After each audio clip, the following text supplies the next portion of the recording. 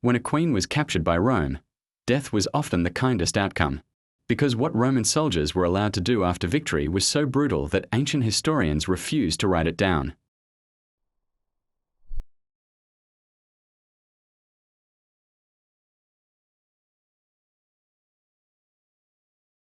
Roman triumphs weren't celebrations. They were rituals of domination. The Forum Boarium smelled of damp stone, sweat, and fear, as crowds screamed not for joy, but for humiliation. Roman law offered no mercy to defeated royalty. A captured queen was a symbol, and Rome shattered symbols. Tacitus never described what happened next. He only wrote that the women were broken before the end. Livy used only one word: silenced. This was not random cruelty. It was a calculated message. The public humiliation of a ruler was a tool of empire, designed to break the will of the conquered and demonstrate absolute power. A queen was not just a person. She was the embodiment of her people's sovereignty and dignity. By shattering her, Rome shattered their identity. Her trial was not about justice. It was theatre. As a woman who dared to rule, she had committed a double transgression, breaking not only Roman law, but the unwritten laws of gender. This demanded a spectacle. The punishment was a ritual of dehumanization, a psychological tool to terrify all who watched. It was not enough to kill her. The system needed to degrade her, to make her an example of the terror that awaited any who defied the imperial order. Her fate was a warning, carved into the memory of all who watched.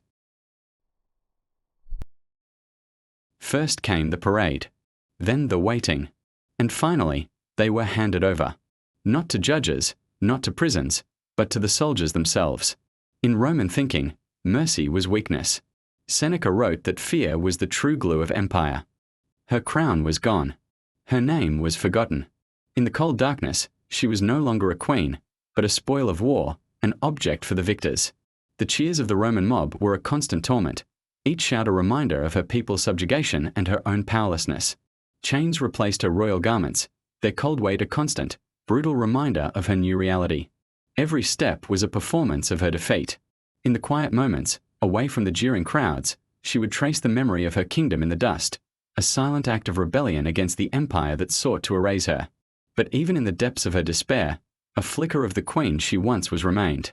A silent promise that even if her name was forgotten, her spirit would endure in the stories whispered in the shadows.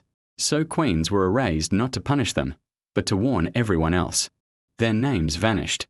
For a woman in power, this warning was twofold: a lesson in Roman dominance and a brutal enforcement of gender hierarchy. Her defeat was not just political, but deeply personal. Their families vanished. Their dynasties vanished. No graves. No records. This was the final act of power, not just execution, but historical erasure. To disappear from the archives was to have never existed. A corrupt system silences not only voices, but memory itself, forcing us to question what justice truly means. Just silence where history once stood. Rome didn't rule through laws alone. It ruled through memory. And through fear. Rome erased queens, it erased children, it erased entire bloodlines. And this story was only one of them. If you want to hear the others, the stories history tried to bury, open the playlist Legendary Stories from History. And if these stories should never be forgotten, subscribe so they survive. The next one is waiting for you.